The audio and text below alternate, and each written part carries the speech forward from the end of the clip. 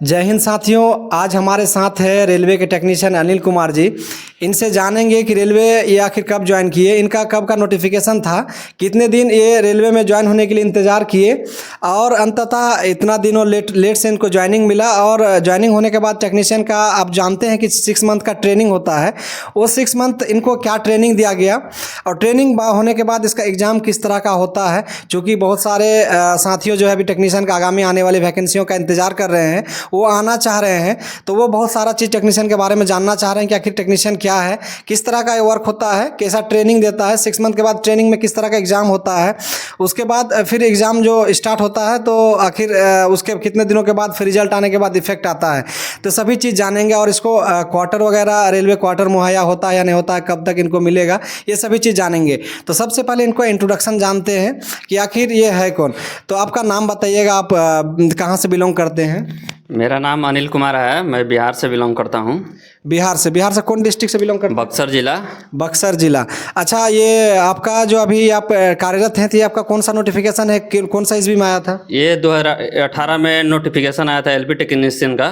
उसी में मैं वेटिंग में रह गया था कुछ नंबर से, जो कि फाइनली 2023 में 19 अप्रैल का पैनल आया था, उसमें मेरा हो गया था पैनल में। अच्छा, तो आप कौन सा आरआरबी उस टाइम फॉर्म फिलअप किए थे, किस आरआरबी में फॉर्म फिलअप किए थे? मैं आरआरबी सिकंदराबाद फिलअप किया था। और कौन सा डिवीज़न आपको दिया गया? डिवीज़न गुंटकल डिवीज़न है। गुंतकल डिवीज़न में। तो आपका इसमें पोस्ट जो दिया गया है, नहीं आपका पैनल जब आया था तो उसी में पोस्ट अलॉट कर दिया गया, तो कौन सा पोस्ट आपको मिला था? वो 31 कैटेगरी मिला था, डीजल इलेक्ट्रिकल। डीजल इलेक्ट्रिकल इनको जो पैनल दिया गया उसमें डीजल इलेक्ट्रिकल पोस्ट इनको अलॉट हुआ था। अच्छा, तो डीजल इलेक्ट्रिकल आपको पोस्ट अलॉट हुआ, आपका 2018 की नोटिफिकेशन की वैकेंसियाँ थी और आपने जो है इतना दिनों के बाद आपका पैनल आया, तो पैनल आपको कौन सा ईयर में आया था, किस मंथ में आया था? मेरा 19 अप्रैल 2023 को पैनल आया था। यानी 19 अप्रैल 2023। आप साथियों जान सकते हैं 2018 की वैकेंसी है और 5 साल बाद यानी 19 अप्रैल 2023 को इनको पैनल हुआ। अंततः आपको 2023 में ही ज्वाइनिंग हो गया था, किस मंथ में? मेरा 4 जुलाई को ज्वाइनिंग हो गया था 2023 में। यानी आप यहाँ पे जान सकते हैं बहुत सारे साथियों ऐसे पैनल आने के बाद इंतजार करते हैं कि कब तक डिवीजन अलॉटमेंट होगा, कब तक ज्वाइनिंग होगी। तो आप जान सकते हैं अप्रैल में इनका पैनल आया और जुलाई में अंततः इसको जो है ज्वाइनिंग लेटर में आई और या फिर नियुक्ति होने का मिला। तो आप जान सकते हैं अप्रैल, मई, जून, जुलाई 4 मंथ इनको इंतजार करना पड़ा, तब जाके इनको फाइनल ज्वाइनिंग जो है मिली यहाँ पे। तो अच्छा, आखिर यहाँ पे आप ज्वाइन कर लिए, आपका पोस्ट था डीजल इलेक्ट्रिकल। तो आपको यहाँ पे डीजल इलेक्ट्रिकल अक्सर वर्क क्या होता है, इसमें कौन सा विभाग आपको मिला है? मेरे को एसी लोको में वर्क मिला है, टेक्नीशियन है इलेक्ट्रिकल डिपार्टमेंट में। आप वर्कशॉप है या फिर लोको से डीजल? लोको सेड है। को इलेक्ट्रिक या फिर डीजल?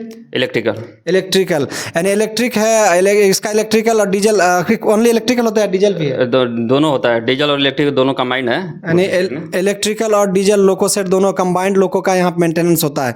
तो अच्छा, आपको यहाँ पे डीजल लोको सेट में आप कार्यरत है, तो आपको इसमें कौन सा, बहुत सारा सेक्शन होते हैं मैंने देखा है, जैसे यहाँ पे बैटरी सेक्शन, ईसीएम सेक्शन या फिर एफपीडब्ल्यू, पेंटोग्राफ, यहाँ पे पावर, आपको बहुत सारा। तो इसमें क्या आपको मिला है? मेरे को ईसीएम सेक्शन मिला है, electrical control maintenance. Electrical control maintenance इसको सेक्शन मिला है, जो आप देख रहे हैं काफ़ी सारे इसमें। अच्छा, मैं आपसे ही जानना चाहेंगे कि आखिर ईसीएम सेक्शन आपने तो फुल फॉर्म उसका बताया, उसमें अधिकांश कौन सा वर्क रहता है लोगों में?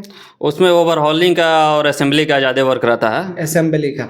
अच्छा, इसमें बहुत सारे और छोटे छोटे जो काम होते हैं, जैसे इलेक्ट्रॉनिक्स से रिलेटेड, जैसे फैन हो गए या फिर डिस्प्ले हुए या फिर आपका बहुत सारा चीज़ है, तो इस तरह का वर्क भी आप लोग देखते हैं क्या? हाँ, लोको में जितना मैक्सिमम इलेक्ट्रिकल पार्ट रहता है ना, वो ईसीएम सेक्शन में ही आता है। जैसे कि रेक्टिफायर हो गया, कॉन्टैक्टर हो गया, रिले हो गया, रडार हो गया, वो पैनल हो गया, ये पैनल सी पैनल जो रहता है वो सभी मेरा ही सेक्शन में आता है। ओवरऑलिंग असेंबली करके देना पड़ता है, फाइन भी आता है। मैक्सिमम वो थी जो रहता है ना लोगों का इलेक्ट्रिकल से रिलेटेड, वो मेरा ही सेक्शन में आता है। अच्छा, तो एक चीज़ जानेंगे, आपने 6 मंथ करीब ज्वाइन करने के बाद आपने 6 मंथ इंतजार किया, तो इस 6 मंथ को ट्रेनिंग अवधि कहते हैं। इस ट्रेनिंग अवधि में आपको ने क्या क्या सीखा, क्या आपको सीनियरों ने सिखाया या फिर आपने क्लास करके सीखा या फिर किस तरह का यहाँ पे आपको ट्रेनिंग दिया गया? मेरा वो क्लास नहीं चलता था, वर्क करते हुए सर ने बोला था कि सीखना है सभी कुछ, तो वर्क करते हुए लगभग मैक्सिमम 50% सीख गया था। उसके बाद मेरा एग्ज़ाम हुआ, ट्रेड टेस्ट हुआ, उसमें क्वालिफाई कर गया।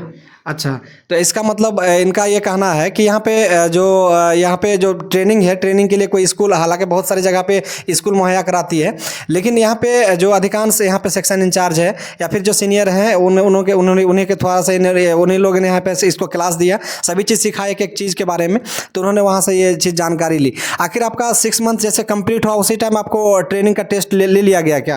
हाँ, 6 मंथ कंप्लीट होने के बाद 1 वीक के बाद टेस्ट ले लिया गया। टेस्ट ले लिया गया। टेस्ट में एक किस तरह का टेस्ट हुआ, या तो ये वाइवा इंटरव्यू हुआ या फिर आपका एग्जाम लिया गया?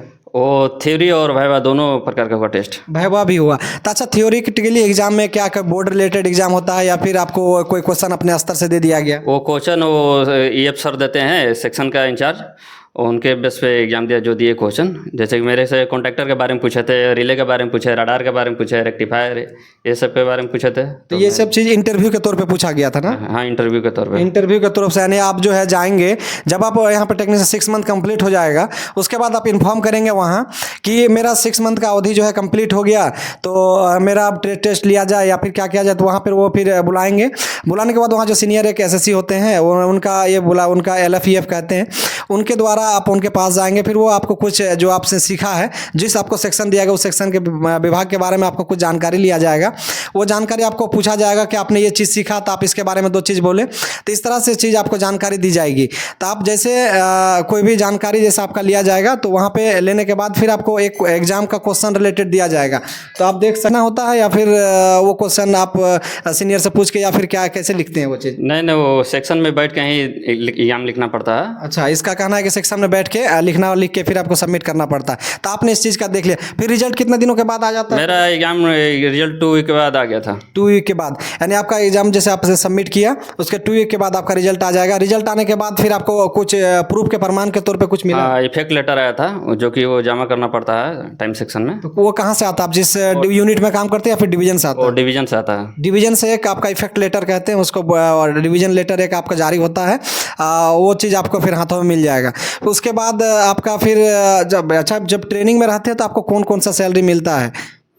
ट्रेनिंग ओनली बेसिक और DA मिलता है। DA मिलता है। अभी आपका ट्रेनिंग कंप्लीट हो गया, अभी आपको क्या बेसिक और DA के अलावा क्या क्या? वो बेसिक और DA के अलावा HRA TA भी मिल रहा है। HRA TA, यानी HRA आपको यहाँ पे HRA कितना % है? आप ये 9% है यहाँ। 9% है। तो अच्छा, चलिए, आप HRA अभी आप सैलरी के साथ उठा रहे हैं। एक चीज़ आप जानकारी यहाँ पे ये चीज़ चाहेंगे कि यहाँ पे एक रेलवे जैसे क्वार्टर मुहैया कराती है। रेलवे जो है, जो भी स्टाफ है या फिर रेलवे में आना चाहते हैं, वो सभी चीज़ें करमान रखते हैं कि रेलवे जैसे नियुक्ति होगी तो मुझे रेलवे क्वार्टर, रेलवे यानी भारत सरकार जो है, मुझे रेल मंत्रालय की तरफ से क्वार्टर मिलेगा, सरकारी रूम मिलेगा। तो क्या वो चीज़ आपको मिला? अभी तक नहीं मिला है, बट वो फॉर्म अप्लाई कर दिया है, वो सीनियरिटी बेस के आधार पर मिलता है। यानी इन्होंने फॉर्म अप्लाई कर दिया है, क्वार्टर के लिए रिक्वेस्ट डाल चुका है।